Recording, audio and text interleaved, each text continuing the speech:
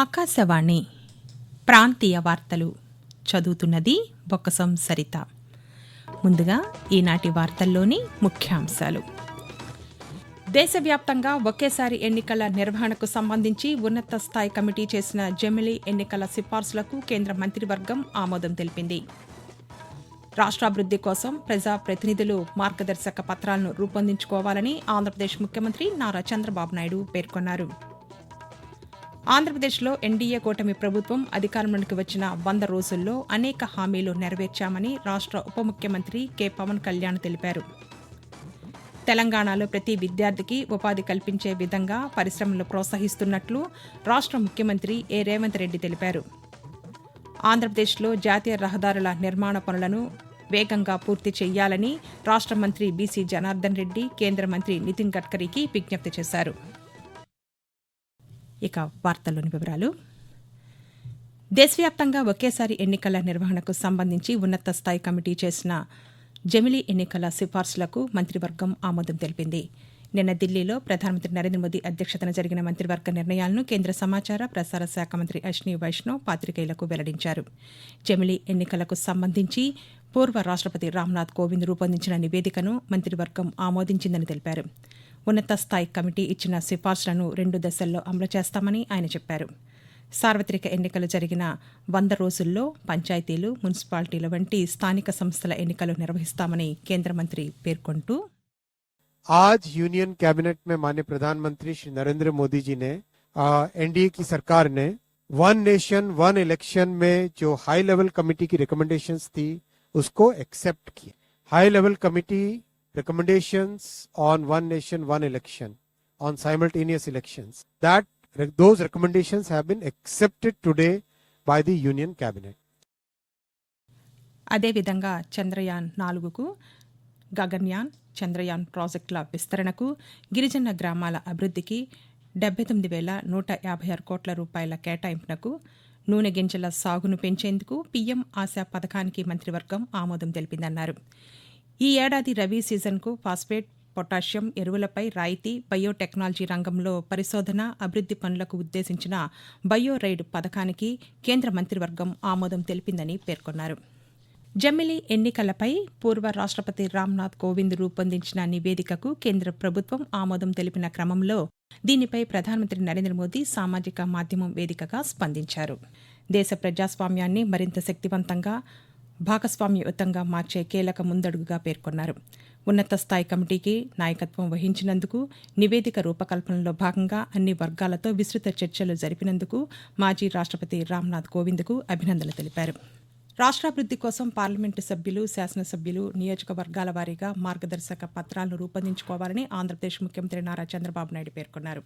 గుంటూరు జిల్లా మంగళగిరిలో నిన్న నిర్వహించిన ఎన్డీఏ శాసనసభ పక్ష సమావేశంలో ముఖ్యమంత్రి మాట్లాడుతూ, వచ్చే 5 ఏళ్లలో 20 లక్షల ఉద్యోగాలను కల్పించేందుకు కృషి చేస్తున్నామని తెలిపారు. కేంద్ర ప్రభుత్వ సహకారంతో రాష్ట్రాభివృద్ది కోసం ప్రణాళికలు రూపొందిస్తున్నామని చెప్పారు.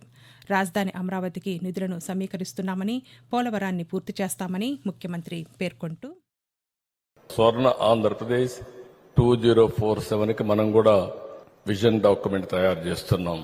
మీ నియోజకవర్గం ఏ విధంగా ఉండాలనో 2047కి ఎమ్మెల్యేల నాయకత్వంతో ఒక విజన్ డాక్యుమెంట్ తయారు చేయండి. 5 సంవత్సరాలు ఏం చేయాలో మీరు ఆలోచించండి. 2047కి ఈ రాష్ట్రంలో పేదరికం లేకుండా ఆర్థిక అసమానతలు తగ్గించే వ్యవస్థకి శ్రీకారం భారతదేశం చుడుతుంది. అందులో అగ్రస్థానంలో మనం ఉండాలని చెప్పి నేను మిమ్మల్ని అందరినీ కోరుకుంటున్నాను. ఆంధ్రప్రదేశ్లో ఎన్డీఏ కూటమి ప్రభుత్వం అధికారంలోకి వచ్చిన 100 రోజుల్లో అనేక హామీలు నెరవేర్చామని రాష్ట్ర ఉప ముఖ్యమంత్రి కె పవన్ కళ్యాణ్ పేర్కొన్నారు. గుంటూరు జిల్లా మంగళగిరిలో నిన్న నిర్వహించిన ఎన్డీఏ శాసనసభ పక్ష సమావేశంలో పవన్ కళ్యాణ్ పాల్గొని మాట్లాడుతూ, రాష్ట్రంలో ఆర్థిక ఇబ్బందులు ఉన్నప్పటికీ పెన్షన్లను పెంచి ఇచ్చామన్నారు.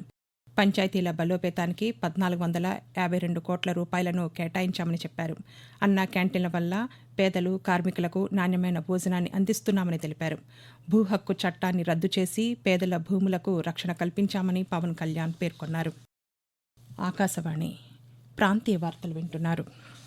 తెలంగాణలో ప్రతి విద్యార్థికి ఉపాధి కల్పించే విధంగా పరిశ్రమలు ప్రోత్సహిస్తున్నట్లు రాష్ట్ర ముఖ్యమంత్రి ఏ రేవంత్ రెడ్డి తెలిపారు. నిన్న హైదరాబాద్లో సూక్ష్మ, చిన్న, మధ్య తరహా పరిశ్రమలకు సంబంధించిన ఎంఎస్ఎంఈ నూతన విధానాన్ని ముఖ్యమంత్రి విడుదల చేశారు. ఈ సందర్భంగా రేవంత్ రెడ్డి మాట్లాడుతూ యువతకు వ్యవసాయం, పరిశ్రమల్లో పెట్టుబడి పెట్టేందుకు తగిన చేయూతనిస్తామని వెల్లడించారు.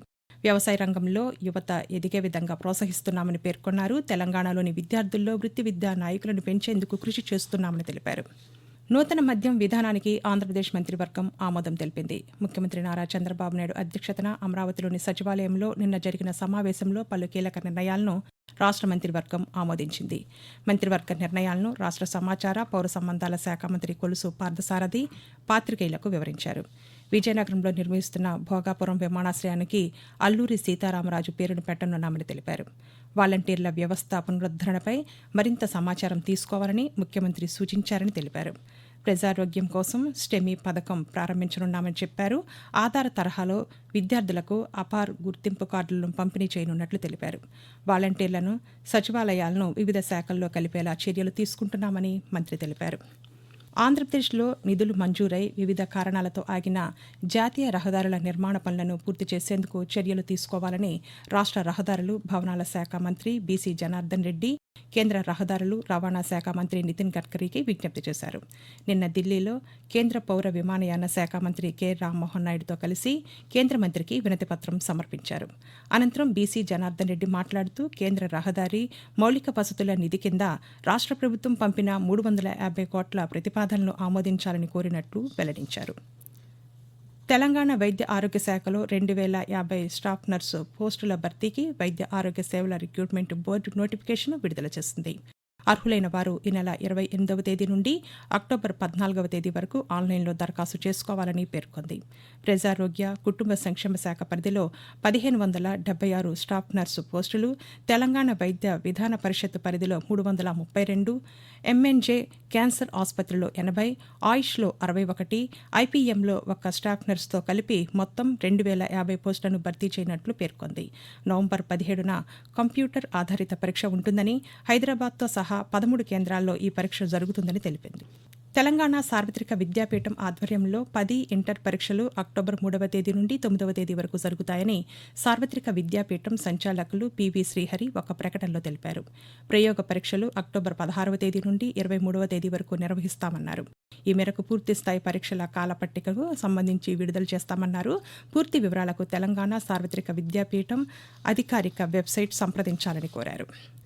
ఆంధ్రప్రదేశ్లో ఇటీవల సంభవించిన భారీ వర్షాలు, వరదల కారణంగా గోదావరి పరివాహక ప్రాంతాల్లో పంట, ఆస్తి నష్టాలను అంచనా వేయాలని రాష్ట్ర రెవెన్యూ ప్రత్యేక కార్యదర్శి రామ్ ప్రకాష్ సిసోడియా అధికారులను ఆదేశించారు. నిన్న అమరావతిలోని సచివాలయం నుండి ఆయా జిల్లాల కలెక్టర్లతో దృశ్య మాధ్యమం ద్వారా సమీక్షా సమావేశాన్ని నిర్వహించారు. ఈ సమావేశంలో డాక్టర్ బిఆర్ అంబేద్కర్ కోనసీమ జిల్లా కలెక్టర్ మహేష్ కుమార్ పాల్గొని మాట్లాడుతూ జిల్లా వ్యాప్తంగా 538 హెక్టార్లలో వరి పంట దెబ్బతిందని తెలిపారు. జిల్లాలోని పంట, ఆస్తి నష్టాల వివరాలను సేకరిస్తున్నామని కలెక్టర్ పేర్కొన్నారు. ప్రజలకు స్నేహపూర్వక వాతావరణంలో మెరుగైన సేవలు అందించడమే లక్ష్యంగా పోలీస్ శాఖ పనిచేస్తోందని Andhra Pradesh director general of police DGP Dwaraka Tirumala Rao తెలిపారు. ఏలూరులో నిన్న ఆయన పాతికేయులతో మాట్లాడుతూ పోలీస్ శాఖలో మౌలిక వసతులను పెంచేందుకు కృషి చేస్తున్నామన్నారు. పోలీసులు నిష్పక్షపాతంగా పనిచేసేలా చర్యలు తీసుకుంటున్నామని తెలిపారు. పోలీసుల సంక్షేమం కోసం పోలీస్ క్యాంటీన్లు వర్కింగ్ క్యాపిటల్ కింద 4.7 కోట్లు కేటాయించామని తెలిపారు. వార్తలు ముగించే ముందు ముఖ్యాంశాలు మరోసారి. దేశవ్యాప్తంగా ఒకేసారి ఎన్నికల నిర్వహణకు సంబంధించి ఉన్నత స్థాయి కమిటీ చేసిన జమిలీ ఎన్నికల సిఫార్సులకు కేంద్ర మంత్రివర్గం ఆమోదం తెలిపింది. రాష్ట్రాభివృద్ది కోసం ప్రజాప్రతినిధులు మార్గదర్శక పత్రాలను రూపొందించుకోవాలని ఆంధ్రప్రదేశ్ ముఖ్యమంత్రి నారా చంద్రబాబు నాయుడు పేర్కొన్నారు. ఆంధ్రప్రదేశ్లో ఎన్డీఏ కూటమి ప్రభుత్వం అధికారంలోకి వచ్చిన 100 రోజుల్లో అనేక హామీలు నెరవేర్చామని రాష్ట్ర ఉప ముఖ్యమంత్రి కె పవన్ కళ్యాణ్ తెలిపారు. తెలంగాణలో ప్రతి విద్యార్థికి ఉపాధి కల్పించే విధంగా పరిశ్రమలు ప్రోత్సహిస్తున్నట్లు రాష్ట్ర ముఖ్యమంత్రి ఏ రేవంత్ రెడ్డి తెలిపారు. ఆకాశవాణి ప్రాంతీయ వార్తలు ఇంతటితో సమాప్తం.